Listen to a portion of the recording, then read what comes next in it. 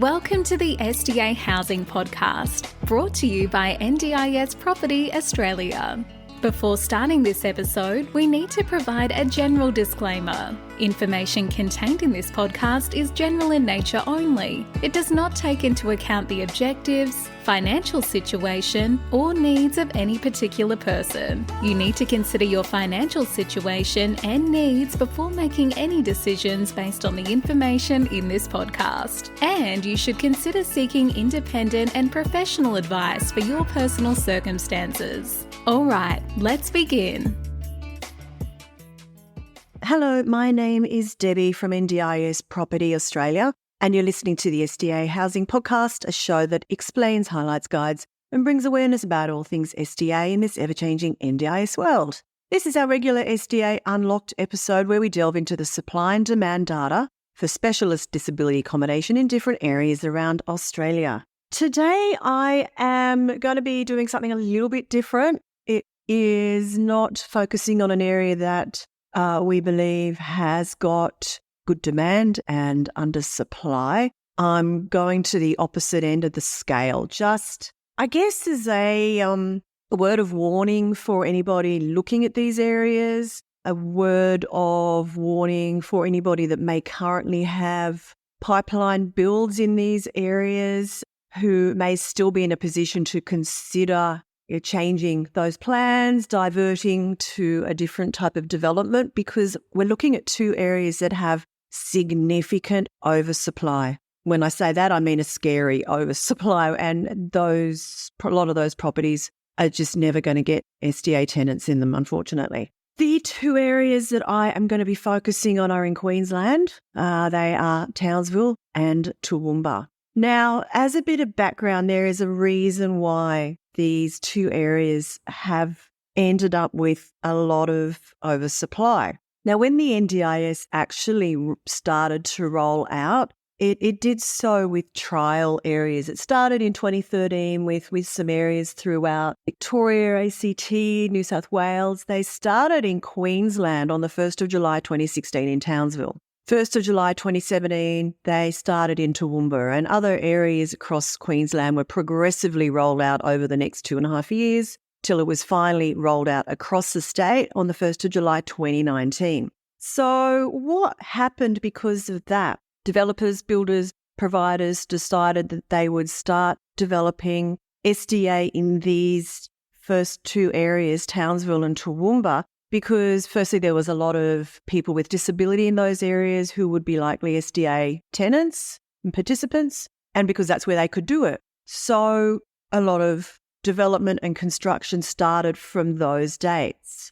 Fast forward a couple of years and, well, I guess into 2020 when we had COVID hit, as more development was really hitting those areas, participants had been enrolled in the NDIS, they had the funding, there was still a massive demand. Everybody was going into those areas to build. COVID hits, we have all sorts of issues with construction, we lose trades, we have massive delays on accessing supplies. Then there's weather issues, we have cyclones, we have all sorts of things that affect the construction on these properties, and a lot of these homes actually ended up taking upwards of 3 years to be constructed. So there was a massive delay, properties sitting in a pipeline for a long time, a lot of lack of awareness of really what was going on the ground, a lot of different builders up there doing their own thing, providers doing their own thing,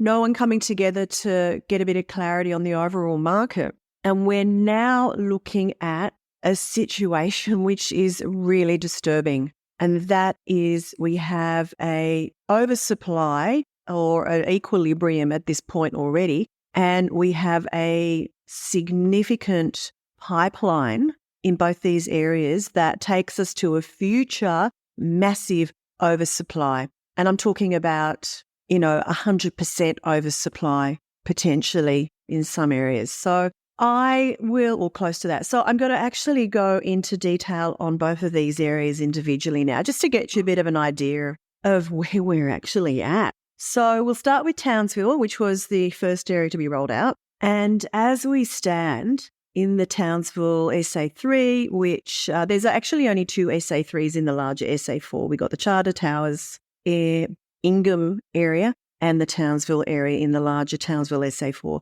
So if we look at just the Townsville area, which is the vast majority of the larger area, it actually has 91% of SDA participants. We have 182 participants with funding or with SDA funding or an SDA need, and we have 214 enrolled places. So we're already looking at an oversupply.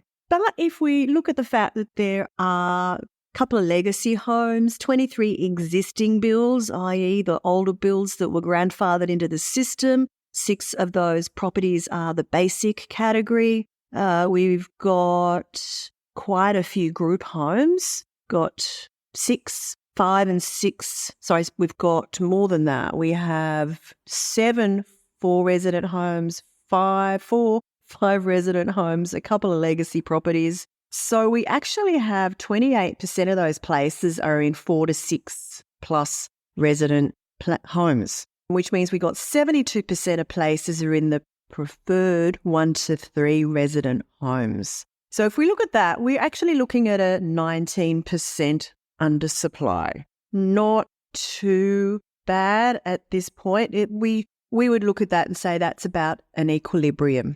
We're kind of supplied. However, if we take into account just the new build properties, taking out those existing and legacy, and we add the pipeline, that's when we've got a big issue.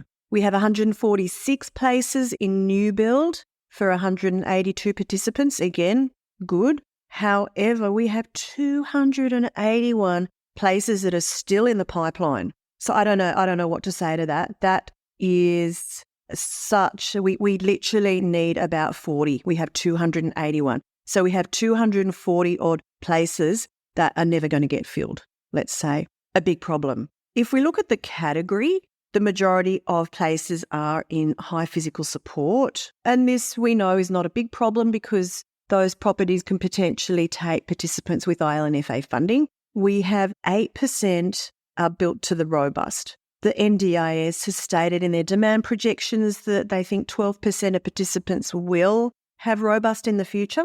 So given the fact that we've got such an oversupply, we're probably okay with the robust, but we have got such an oversupply of high physical support dwellings going up in the pipeline. So I guess what I'm trying to say there is, if you are faced with the fact that you've got a property that's under construction or hasn't yet started construction but has had its plans assessed, it's been submitted to the NDIA, which is how this pipeline data is captured, it might be well worth considering changing your plans, doing something different. We don't want to see more investors going into this area and to be faced with a property that they can never tenant. It also means that people who've got properties up there, a lot of them are in the situation where they do just have a single tenant in their property and they're not likely to get a second one because there are so many empty homes in the area. And a tenant faced with a choice of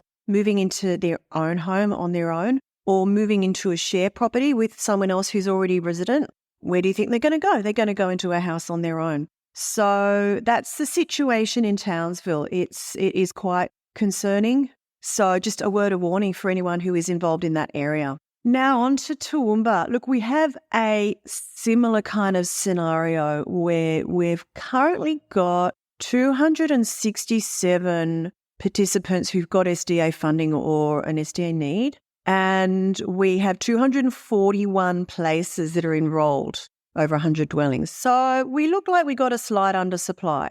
If we take out all of the group homes and legacy, 20% of the properties that are enrolled are in that category. But if we take those group home places out, which is 33% of the total enrolled stock, we are looking at a 40% undersupply if we just focus on the 1 to 3 resident homes. Okay, great, fantastic. So we still need more properties there. But we have 172 places in the pipeline, bringing us to a total of new build plus pipeline 346 places for 267 participants. So we're still looking at an oversupply, not as dire as in Townsville, but still quite significant. The current dwelling types that are in existence in the new build and pipeline properties, there are about 60% built to HPS, 21% built to robust. In this area, the demand projections by the NDIA were that 10% of participants would need robust. So we are looking at a massive oversupply of robust properties, although if we do take into account the fact that a lot of these homes may have been built for 2 or more participants for robust, as we know a lot have been, we're only going to probably get 1 participant in each of those homes. So that might not be such an issue as long as the owners of those properties are aware that they're not going to get more than 1 tenant. But again, like I said, we have an oversupply there of about 80 places in total. So again, we're going to be faced with some properties only having 1 tenant or maybe 2 tenants in a larger property. If you do have a property in Toowoomba that is still at the stage where you can potentially make a bit of a right-hand turn here and do something else with it, it might be worth considering. But yeah, it's 2 areas that we are now seeing providers are struggling to find tenants to move into properties because there's just such choice for the participants. Not so much in Toowoomba. We do still have a lot in the pipeline, as I said, and the current supply is not quite enough for the number of participants, but that will probably change quite a lot. And I'm working off data that is actually now several months old. We don't yet have the new quarterly data out from the NDIA, expecting that in about a week. But this is as of the 31st of March. So we'll have a bit more clarity when the new data comes out in terms of new builds that have completed construction and have now been enrolled and what the pipeline numbers are looking at. But just wanted to touch on this as really, really important to look at the future demand, look at where the pipeline stats are going and be really well aware of that. If you're looking at going into an area for SDA, it's not about just seeing what the current supply and demand is because things change so rapidly. And with that pipeline, look, we don't actually know with clarity where it's going. We do in these areas, however, because Toowoomba is the data for Toowoomba is actually more comprehensive than we'll get for pretty much any other SA3 in the country because the Toowoomba SA3 and the Toowoomba SA4 are exactly the same areas. So the data is SA3 based. Again, though, it is a large area, but we know that the majority of that construction is in the main suburbs and surrounding little villages and towns around the Toowoomba area. But it's probably an area that is well and truly supplied. We don't need any more stock there. Townsville, yeah, concerning. So if you do have any questions on this or on other areas that you want to get more clarity on the future supply and demand, which is what you need to be looking at, given that any NDIS, SDA construction is going to be a 12, 18, if not longer month process. So important to get as much clarity on where things stand and where it looks like things are going to be by the time your property is ready for tenancy, because that's what counts. What is happening now doesn't. What happens then is what's important to understand. So, yeah, not a normal ed demand data unlocked episode here, but I thought it was just very important to bring awareness to things that we're seeing out there now in the market. This is not the only area this is happening, but it's within the Queensland market. I thought these were really interesting stats that should be put out there. So thanks for listening. And please, any questions, you can send them through to podcasts@ndis.property and look forward to looking at another area in depth soon. See you then. We hope you enjoyed this episode. Please make sure you are subscribed and following us so you can keep in the loop with all of our upcoming episodes. We would really appreciate it if you could leave us a 5-star rating, a written review, and to share this podcast with those that could benefit. Until next time, catch you on the next episode.